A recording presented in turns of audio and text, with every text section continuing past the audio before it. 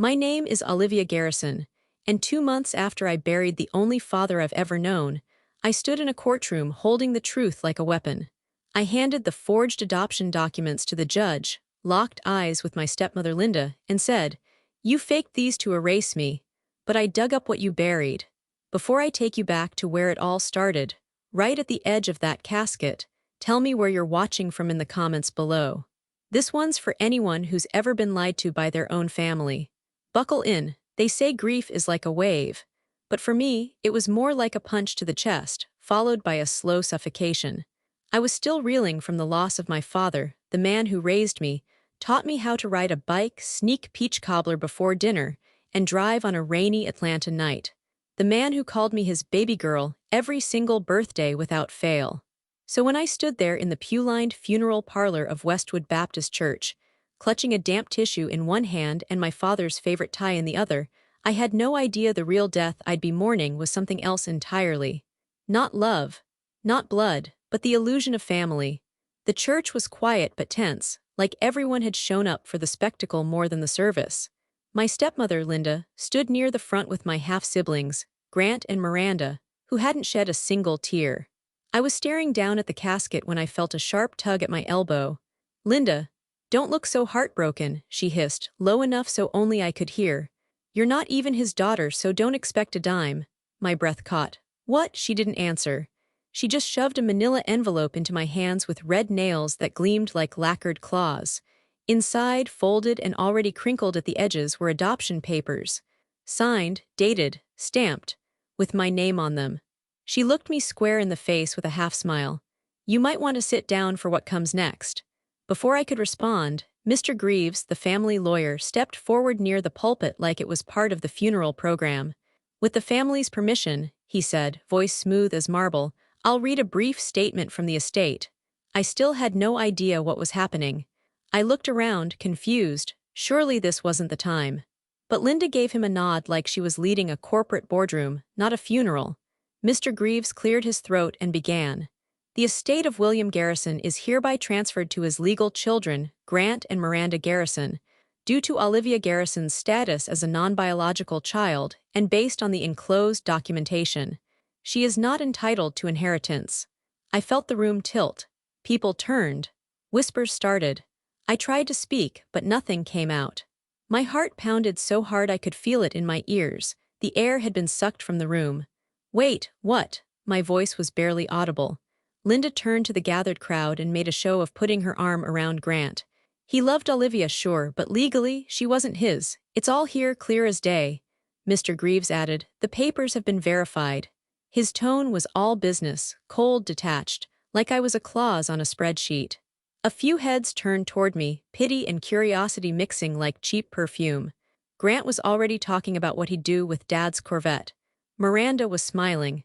I was still standing, still holding that manila envelope with trembling fingers. He called me his daughter," I managed, but no one was listening. My father's body was 6 feet away in a sealed casket, and still somehow I felt more invisible than he was. The humiliation swelled in my chest. I looked at Linda again, who leaned in close enough for me to smell her perfume, citrusy and sharp. "You were just a project, a placeholder," she whispered, lips barely moving. "Now that he's gone, so are you." And then she turned away like I was already buried too. Later that night, I'd replay that moment again and again, trying to find the crack where reality split. But right then, all I could do was stand still, surrounded by people who suddenly saw me as a stranger. The man I'd called Dad was gone. And apparently, so was my place in his world. The apartment was too quiet when I got home. I dropped my coat onto the kitchen chair, kicked off my shoes without bothering to line them up, and sank to the floor like my bones had turned to sand. The manila envelope Linda shoved at me now sat on the rug beside me, like it had followed me home to finish the job it started at the funeral. The papers inside were spread out like pieces of a puzzle I didn't believe in. My name was there, typed in bold, legal letters, Olivia Dawn Garrison. Then, beneath it, adopted, finalized March 2, 1998. I was 7 years old that year. I tried to remember anything from that time, a courthouse, a conversation, anything. But all I could hear in my head was his voice. "You'll always be my baby girl." I reached for the adoption decree again, rereading it for the fourth, no, fifth time. My fingers trembled, not just from emotion, but from the deep chill of doubt that had started to settle into me like cold water in my lungs. What if it's true? I rubbed my temple, blinking against the sharp glow of my desk lamp. The soft hum of the fridge in the background was the only sound, and it felt deafening. Grief was already enough, but betrayal, that was something else entirely. When the knock came at the door, I flinched. For a second, I thought maybe Linda had followed me, come to twist the knife further, but then I heard a familiar voice through the door. "Liv, it's me, open up, Jessica, my best friend since college, the kind of person who could sense a breakdown through walls." I opened the door, and there she was, in leggings and a hoodie, holding 2 coffee cups and wearing that no-nonsense face that always made me feel like I could breathe again. "Oh, honey," she said the second she saw my face. She walked in like she belonged there, because honestly she always had. She set the coffees on the table and dropped down next to me on the rug without asking. Her eyes scanned the scattered papers before I even started explaining. "Linda handed me these, at the funeral. In front of everyone," I said, my voice raw. "Then Mr. Greaves read a statement that basically said I'm not my father's daughter, and that I don't get anything." Jessica raised an eyebrow. "She handed you legal documents at your father's funeral." I gave a hollow laugh. "Right after they closed the casket. It was like she was waiting for the last nail before throwing the first punch." Jessica didn't say anything for a moment. She just looked down at the adoption papers, then back at me. "And you believe her?" I hesitated. "She had documents." And the lawyer backed her up. Jessica leaned forward, picked up one of the papers, and turned it in her hands like she was studying a fake designer purse at a flea market. "Olivia, you really think a man who called you his baby girl every single time he saw you, who kept your macaroni art on his office wall until you were in college, would secretly adopt you and never say a word?" I swallowed hard. "It doesn't make sense," I whispered. "But what if it's true? What if I was someone else's? What if he knew and just never told me?" Jessica looked me dead in the eye. "No, I don't buy it, and you shouldn't either, not until we've seen where this paper trail really leads." I stared at her. "You think the documents are fake?" "I think Linda's a snake in heels," she said without hesitation. "And I think grief makes people do ugly things, but she's always been threatened by you." I blinked. "Me, why?" "Because he loved you more," Jessica said simply. "And she knew it." That made something in my chest twist. I looked down at the photo on my end table, a picture from my college graduation. Dad had his arm wrapped around me like I was the center of the universe. The ache in my ribs grew sharper. "What do I even do?" I asked quietly. Jessica didn't miss a beat. "We start digging. If there's truth in this, we'll find it. And if there's a lie," she trailed off, eyes narrowing at the papers. "Then we'll burn it down, brick by brick." I nodded slowly, my hands still gripping the edge of the adoption decree. Somewhere deep inside, something was shifting. Not quite hope. Not yet. But the weight of helplessness had started to move just a little. Jessica reached for one of the coffee cups and passed it to me. "We're going to figure this out, Liv. One document, one memory, one step at a time." And for the first time since the funeral, I believed her. The car was quiet except for the soft hum of the heater and the occasional hiss of the tires over the rain-damp road. Jessica sat beside me, flipping through a manila folder, occasionally tapping something into her phone. I kept my eyes on the highway, knuckles white on the wheel. "You okay?" she asked, not looking up. "No," I said, "but I'm doing it anyway." That earned a small nod from her. Support without pressure, that was her gift. The address had been listed on the corner of the adoption decree. Hope Haven Home, 223 Long Meadow Road. I'd stared at it for hours before finally deciding I had to see it for myself. I needed to know if it existed, if it ever did.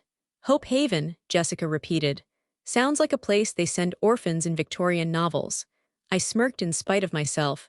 "Or a rehab center that also sells bath bombs." She grinned. "Exactly, you sure it's even still around?" "Only one way to find out." We turned off the highway and followed a cracked 2-lane road lined with overgrown brush and rusting fence posts.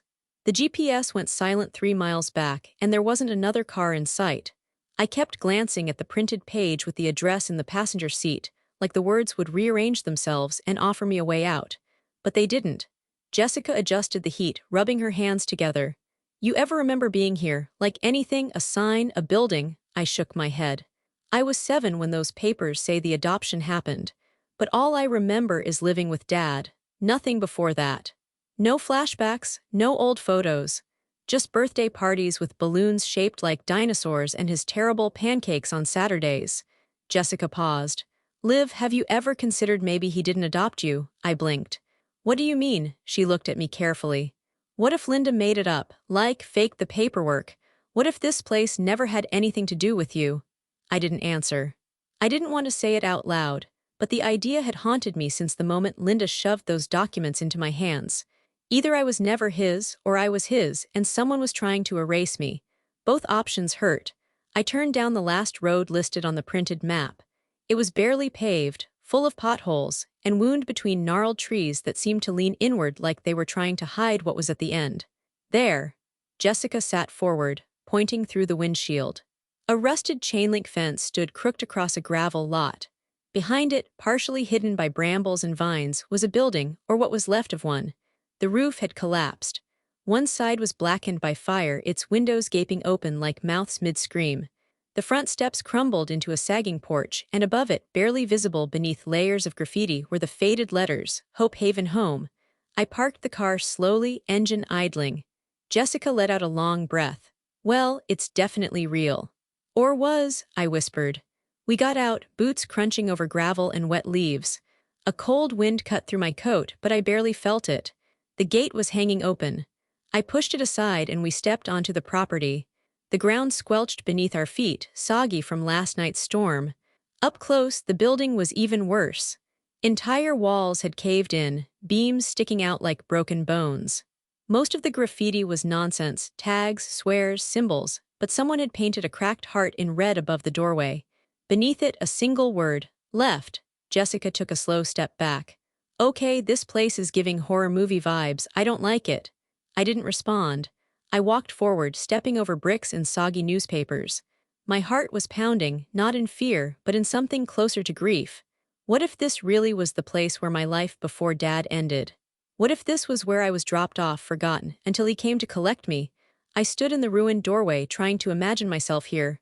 Small. Alone. Nothing came, just the sound of dripping water and the hollow whistle of wind through shattered windows. Jessica came up beside me, pulling her jacket tighter. It's gone, Liv. Whatever it was, it's gone. I nodded, not trusting myself to speak. But that doesn't mean the story ends here, she added gently. If anything, this proves something weird's going on. Because if this is where your adoption came from, where are the records? Who signed them? Where's the trail? I looked around again, scanning for anything that might offer a clue, but all I saw were collapsed walls, ash, and rot. I don't know, I said softly, but it doesn't feel right. Jessica reached out and squeezed my arm. Then we keep digging. If Linda's lying, we'll find proof. If she's not, you'll still have the truth. Either way, you won't be in the dark anymore. I nodded, eyes still locked on the ruins. Whatever Hope Haven had been, it wasn't a haven anymore. But it was the first step toward uncovering who I really was. I was staring out my apartment window, nursing a second cup of black coffee that had long since gone cold. The sky outside was flat and gray, matching the way I felt inside. A storm was supposed to roll in tonight, but I had no idea one had already arrived in my chest. That's when I saw it. Mark, my half-brother, the younger of the two golden heirs, pulling out of the driveway of our father's estate in Dad's prized possession, the 1968 cherry-red Corvette Stingray, the car Dad only let me sit in during holidays, the one he kept covered like a relic, polished every Sunday like it was sacred. Now it was Mark's. He revved it once before speeding off like he was late to a frat party. No reverence. No gratitude. Just keys in hand and a smirk on his face. I stood so fast I knocked over my coffee. That car was supposed to be a memory, not a toy, not some prize in Linda's sick little inheritance game. Something inside me snapped. I grabbed my coat, my keys, and the envelope of adoption papers that hadn't left my side since the funeral. I didn't tell Jessica I was going. I didn't even have a plan. Just one thought on a loop in my head. I want what's mine, even if it's just a photo. A sweater, a shred of him she didn't poison. The estate looked different now. Hollow, like the soul of it had left with Dad. The porch lights were off. The once immaculate lawn had a few stray leaves. I rang the bell. Linda opened the door in a silk robe with a wine glass in hand, as if she'd been waiting for someone to interrupt her smugness. Well, if it isn't the family ghost, she said, not moving an inch. Come to haunt the rest of the furniture. I didn't respond. She narrowed her eyes. You have 5 minutes, Olivia, that's it. Or I'm calling the police. Great, I said, stepping past her before she could block me. I won't need 6. She huffed behind me, following close like a mall security guard. Anything you take will be inventoried. If I see you pocket so much as a paperclip, I'm not here for your silverware, Linda. I moved quickly through the living room, heading toward the den dad's space. The air smelled faintly of cedar and lemon polish, like it always had. The leather chair he loved still sat by the fireplace. His books were untouched. And then I saw it, tucked half under the coffee table. A faded blue photo album. The kind that only my grandmother kept, big, bulky, with worn leather edges and a broken clasp. It must have fallen out from the cabinet last time they cleaned. I bent to pick it up, and as I stood, the album slipped from my fingers and tumbled open on the rug. Photos spilled out, dozens of them. Dad as a boy, Grandma at the beach. A candid shot of me, maybe 5 years old, asleep on his chest in a hammock. Then I saw it. A black and white beach photo from the 1950s. My grandmother in a retro swimsuit, laughing at something off camera. Her shoulder was turned just enough to show a dark, oddly shaped birthmark on the back of her shoulder blade. I stared. That same shape, a curved line like a question mark, sat on my own shoulder. A mark I'd had since birth. My dermatologist once called it familial. But no one else had it. No one I'd ever seen. Until now. My hands trembled slightly as I picked up the photo. She had it too, I whispered. What? Linda barked from the hallway. Nothing, I said quickly, slipping the photo back into the album, heart pounding in my ears. A flicker of something, fury, maybe, or adrenaline rose inside me. If that mark ran in his family, then maybe I did too. And if that's true, then those adoption papers were worth about as much as the wine Linda kept drowning herself in. I stood up straighter. You've got 1 minute, Linda snapped. I'm done, I said, heading to the door, clutching the album like a lifeline. That's all I needed. She didn't stop me, probably thought I'd taken some old scrapbook out of sentiment. But as I got into my car and closed the door, I couldn't stop staring at that photo. My grandmother, her birthmark, my mark. And a possibility that hadn't dared show its face until now. If I share blood with her, then I shared blood with him. I didn't know what I was going to do next. But for the first time in days, I knew why I had to keep going. Back home, the weight of the photo album in my lap felt heavier than its pages could explain. I sat cross-legged on my bedroom floor, the rest of the world shut out by drawn curtains and the low buzz of a space heater by the window. The house was still, but my mind was anything but. The worn cover of the album creaked as I opened it again, slow and deliberate, like I was entering something sacred. I hadn't touched this since I was a teenager, back when family meant comfort, not questions. I turned each page gently. The plastic sleeves crinkled as I passed decades of family memories. Christmas mornings, birthday cakes, faded Polaroids of Dad helping me build a treehouse when I was 10. But my fingers stilled when I reached the photo. That photo. Grandma Vivian at the beach, toes in the sand, laughing at someone off camera. She looked so young, so effortlessly radiant, her dark curls pinned beneath a wide straw hat, but my eyes weren't on her face. They were on her shoulder, the left one exposed in a halter swimsuit. There it was, a dark, curved mark just under the bone, same size, same shape, same spot. I reached up slowly, pulling the strap of my tank top down and twisting just enough to glance in the mirror. There it was on me too. A crescent birthmark I'd always assumed was just random. It wasn't random. That's my mark, I whispered. My fingers hovered just above the photo, tracing the line of her shoulder. My heart pounded in my chest like it was begging me to wake up. This couldn't be a coincidence. I reached for my phone, snapped a picture of the old photo, then took a selfie of my own shoulder for comparison. Lined them up side by side.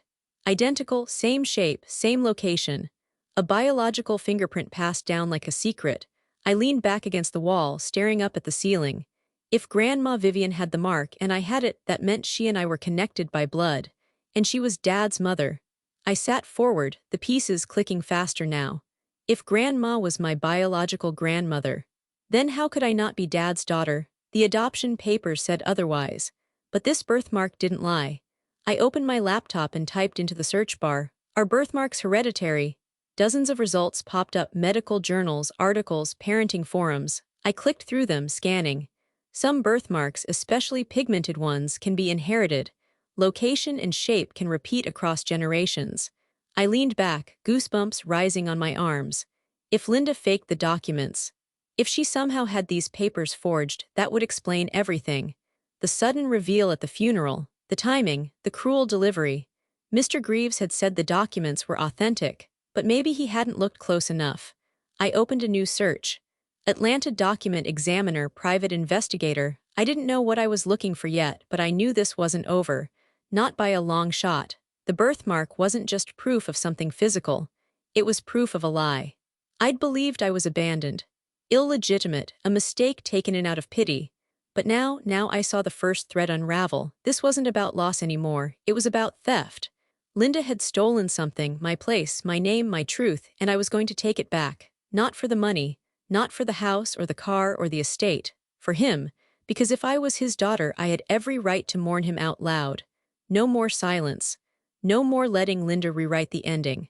I closed the album slowly and set it beside me like it was a sacred artifact. Because maybe it was. I didn't know how I was going to prove it yet. But I knew exactly where to start. The office smelled like old paper and worn leather, comforting in a strange, institutional way. I sat in a squeaky green chair across from a desk covered in magnifying tools, UV lamps, and stacks of manila folders that had clearly seen decades of secrets. "Scarrison," the man across from me said, adjusting his tortoiseshell glasses, "I don't take many walk-ins, but your message got my attention." I offered a nervous smile. I wasn't sure if I was supposed to call first or just show up with a folder full of lies. That earned a short laugh. "Well, you've come to the right place then. Let's take a look at the problem child." He reached across the desk, and I handed him the envelope, the one Linda had practically flung into my hands after Dad's funeral. He opened it like he was disarming a bomb. "I need to know if these are real," I said quietly. "Adoption papers, supposedly from 1998. They say I'm not my father's biological daughter, that I was adopted from a now-defunct orphanage." But I hesitated, pulling out my phone and sliding it across the desk. The screen showed the side-by-side photo comparison, my grandmother's birthmark and mine. "There's evidence that suggests otherwise." He looked at the screen for a beat longer than I expected, then back to the papers in his hand. "I see," he murmured. Then to my surprise, he smiled slightly. "Miss Garrison, I've been doing this 37 years. You'd be amazed how many people think they can outsmart paper." He set the first page under a flat light and flicked on the UV. The room shifted into a quiet blue glow. My heart thudded as he leaned forward, holding a magnifying lens in one hand and a pencil in the other. I waited. And waited. The silence felt like static building in the air. He tilted his head slightly, brows drawing together.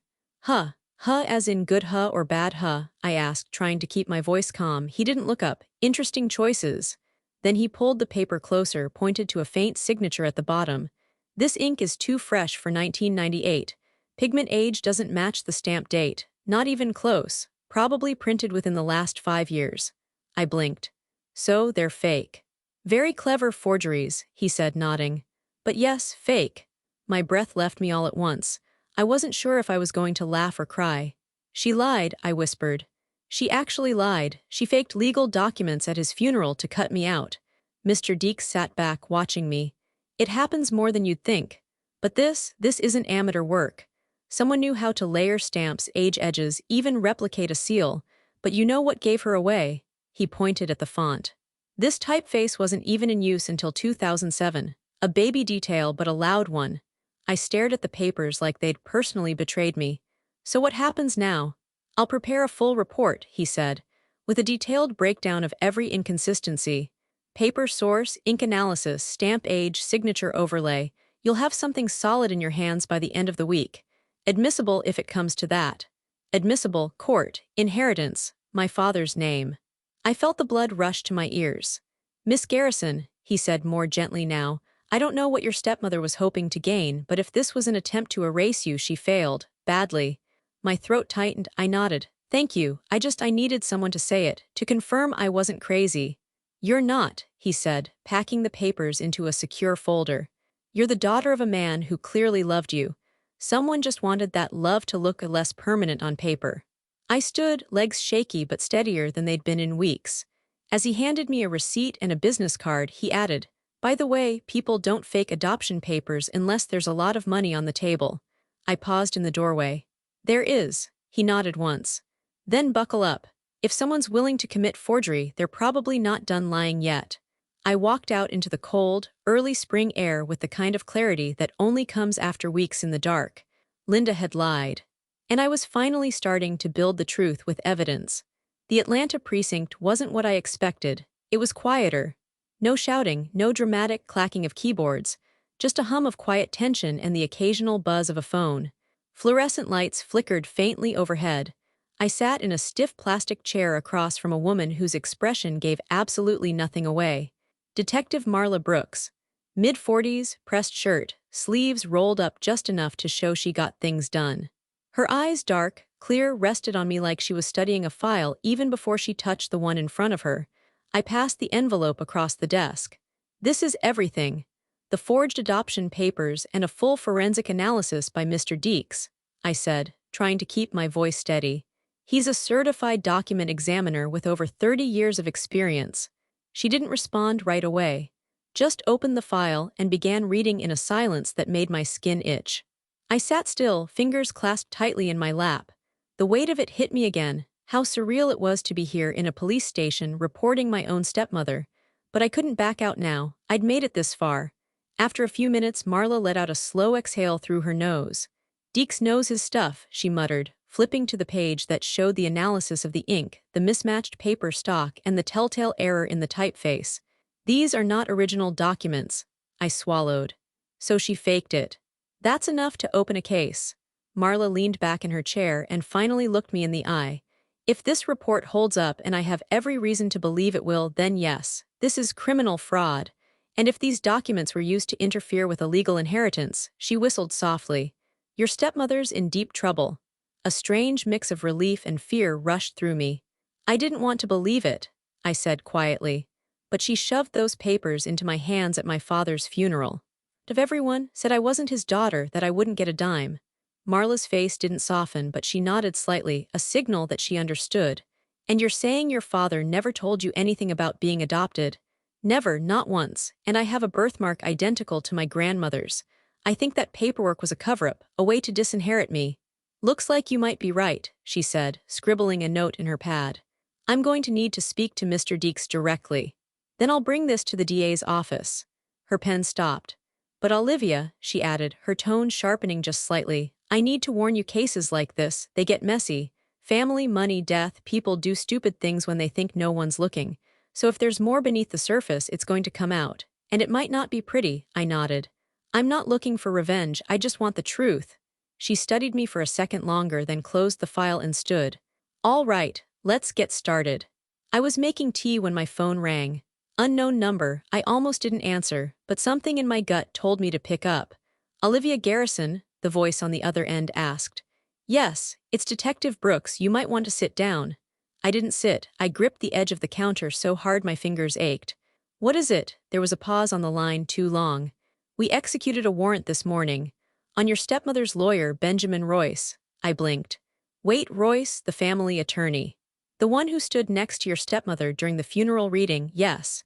We had reason to believe he was involved in the concealment of legal documents relevant to your father's estate. My mouth went dry. You found something, another beat. We recovered a will, a legitimate notarized, dated will, sealed in an envelope hidden inside a false panel in Royce's office cabinet. I couldn't breathe. And, I whispered. And it names you, she said, as the sole heir. The words didn't land all at once. They came in fragments like broken glass, sole heir, will concealed. He left it all to me, I said numbly. Did my dad say why? There's a handwritten letter attached. We haven't authenticated it yet, but it's in the same envelope. From the tone, it seems he updated the will shortly after his last hospital stay. I leaned against the wall. So she knew, Linda knew. We believe so, Marla said. But here's the thing, you were legally entitled to see this will upon his death. Royce was obligated to submit it to probate court. Instead, he buried it. Literally. I closed my eyes. My chest was tight. Anger and grief swirled in equal measure. All this time I thought I'd been erased, but my father, he hadn't forgotten me. He'd tried to protect me. He'd trusted the wrong people. Why would Royce do this? I asked. Was it just for Linda? Hard to say right now, she replied. Could have been financial incentive, could have been pressure, but Olivia, the case just got way messier. I swallowed hard. Messier how? There was a pause, then a subtle shift in her voice, a caution I hadn't heard before. When people start hiding wills, faking legal documents, and stealing estates, things escalate quickly. Royce is already talking, trying to save himself.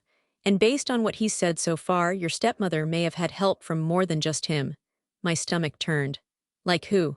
We're looking into your half-siblings' involvement. There's suspicion that they were aware of the will, possibly even helped pressure Royce to conceal it. No, I whispered, but I knew better. I had seen them smirking at the funeral, seen Mark driving the Corvette like it was already his birthright. They knew, I said, voice low. I can't confirm that yet. But Olivia, Marla added, voice firm now, this isn't just about probate anymore. It's fraud, conspiracy, possibly obstruction. And if what Royce gave us checks out, your stepmother could be facing prison time. I let the words settle over me like cold rain. Should I be worried? I asked quietly. There was a silence. I think you should be careful, she said. Because if they know this is unraveling, they might not go down quietly. The courthouse smelled faintly of dust and nerves. I sat near the front of the courtroom on the plaintiff's side, hands clasped tight in my lap, a thin sheen of sweat clinging to my palms. It didn't matter how much I told myself I was ready. My heart was still racing, drumming like a warning. The double doors creaked open behind me. I didn't turn. I didn't have to. I could feel their entrance like a drop in barometric pressure. Linda walked in first, heels sharp against the tile floor, dressed in a navy blue skirt suit too polished for morning. Her pearl earrings glinted under the fluorescence like tiny teeth. Her two children, Mark and Miranda, flanked her like bodyguards, equally overdressed, equally smug. Mark was already grinning. They made a show of their presence, settling into the defense bench with little whispers and cocky glances toward my side of the room. Miranda actually pulled out a travel-sized perfume and sprayed the air in front of her as if the courtroom itself were beneath her. I stared straight ahead. My attorney, Ms. Crane, leaned toward me with the calm of someone who'd gone to war and returned with receipts. Don't let them get in your head, she said softly. Arrogance walks in loud, truth walks in patient. I gave a small nod, unable to speak. Instead, I reached into my purse and wrapped my fingers around something soft and familiar, the photo of Grandma Vivian at the beach. That little mark on her shoulder, the same one I'd carried all my life, it was more than a coincidence now. It was proof. It was blood. I kept the photo close, tucked between my fingers like a prayer. Linda glanced over at me and smiled. A slow, poisonous thing, as if I were still the little girl who needed her permission to speak. But I didn't look away. Her smile faltered. Ms. Crane took a folder out of her briefcase, laying it in front of us. Today's just preliminary, a lot of scheduling and paperwork. The judge may ask a few questions, but the bigger battles come later. I'm ready, I said, even if my voice was smaller than I wanted. We have Deeks's report, the forensic breakdown, and now the will. That's an avalanche of evidence. All we have to do is hold steady. At the defense table, I watched Linda whisper something to her lawyer, a different one now since Mr. Royce was currently being investigated. Mark tapped on his phone. Miranda crossed her legs and whispered something behind her hand. They looked relaxed, unbothered. Like they still believed none of this would stick. Like they were untouchable, but I wasn't here for performance. I wasn't here to posture. I was here to reclaim my name.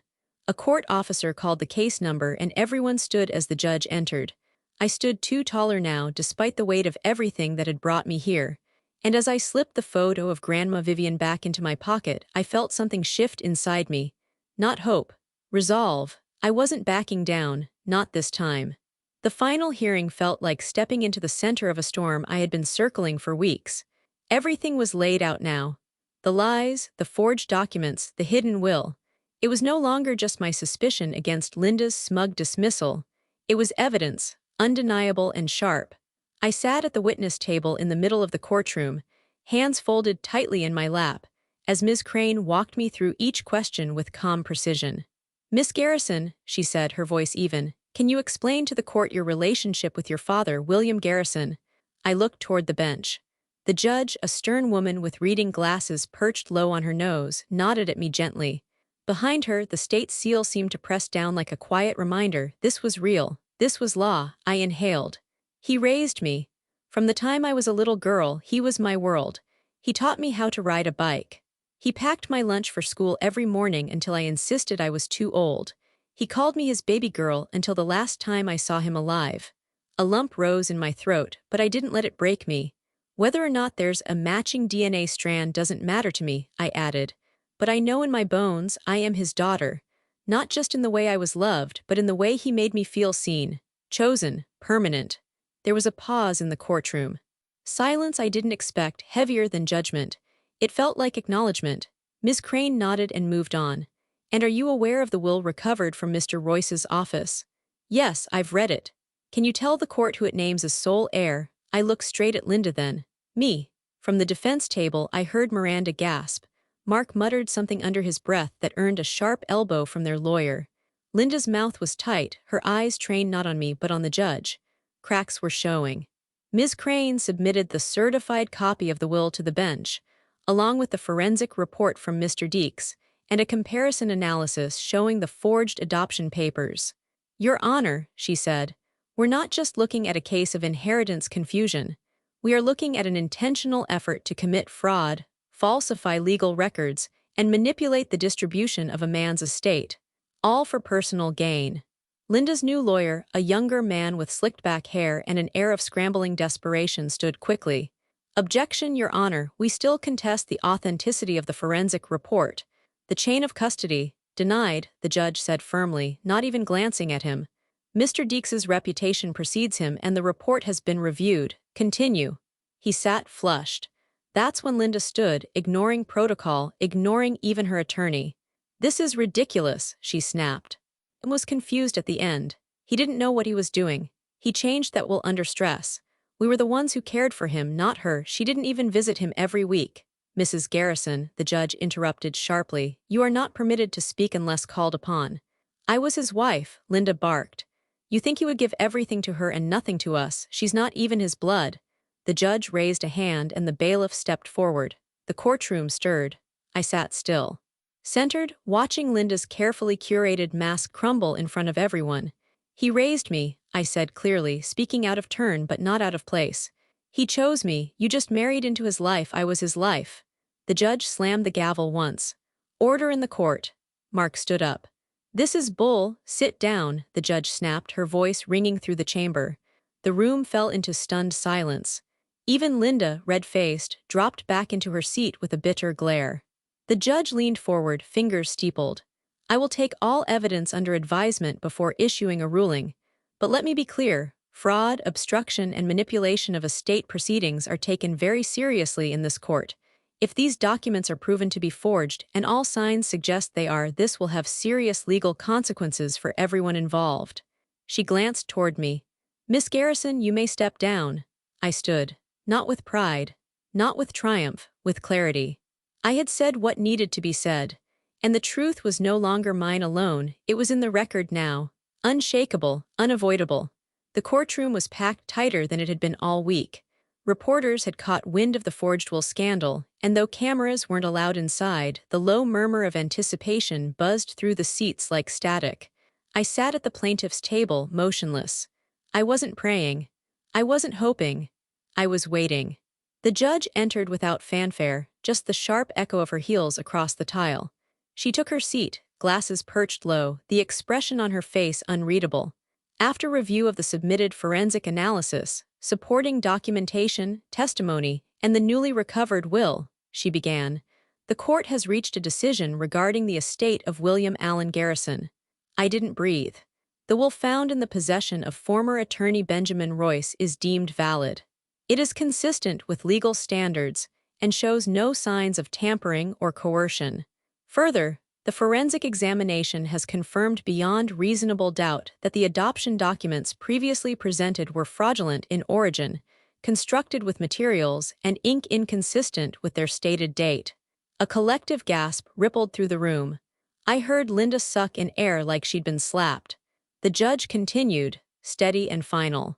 This court hereby declares Olivia Dawn Garrison to be the rightful heir and sole beneficiary of the estate of William Garrison, in accordance with his last will and testament.